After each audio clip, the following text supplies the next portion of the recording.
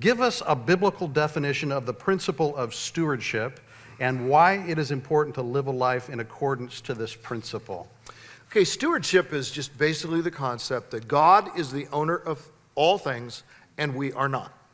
So God owns it all, we own nothing. Now, of course we know, in a limited sense, do we own something? Maybe somebody owns a car, owns a home, owns a stereo, owns possessions, a computer, whatever. But also to recognize, but ultimate ownership belongs to God. So all that we have did not come from us. All that we have is a gift, or another way of thinking of it is as a loan from God, something entrusted to us. God has entrusted to each of us money, possessions, time, gifting. Spiritual gifts are God-chosen gifts. What we call natural talents are God-chosen talents or gifts loaned to us that we are to use for His honor and His glory. If you truly understand God's ownership, and Scripture is full of this, the earth and everything in it is the Lord's, the Psalm says.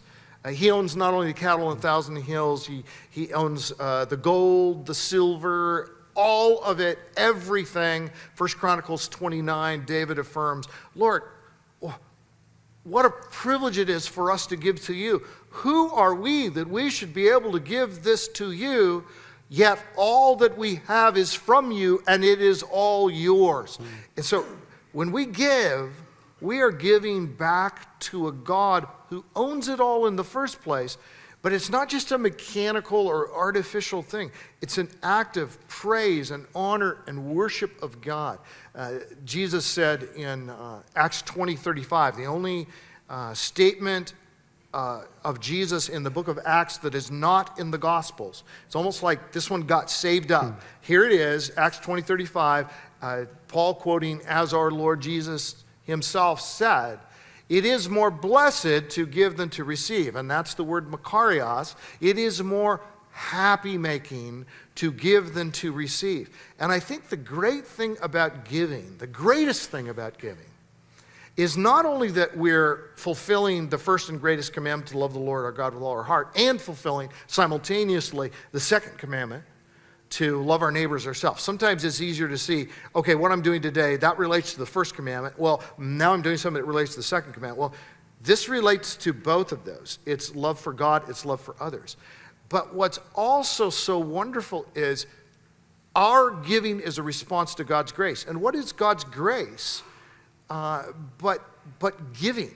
That word charis that's translated grace is a word that means giving. So you look at 2 Corinthians 8 and 9, and you see this magnificent passage where there's God extending His grace, and the word grace is used over and over again, and then there's His people responding and giving. So God's grace is the lightning, our giving is the thunder. Where there is lightning, there will be thunder. And where there is not thunder, there is not lightning, or at least there's not the experience, by analogy, of grace in our lives. So I think the thing that concerns me most about the low level of giving among believers today, and it's very low, most of the statistics are somewhere around 2.5%. What concerns me the most is not simply that the Great Commission is not being adequately funded. What concerns me, that does concern me, but what concerns me even more is that the lack of giving indicates a lack of the experience of the deep-seated grace of God in our lives. Because if that lightning was there, the thunder would be there. Yeah. And an interesting thing is, it's almost a reverse thing. Thunder can't produce lightning in the natural world. But when you follow Christ and you give more and more and more, He responds back with more and more grace. So in that sense, the lightning can follow the initiative of the thunder.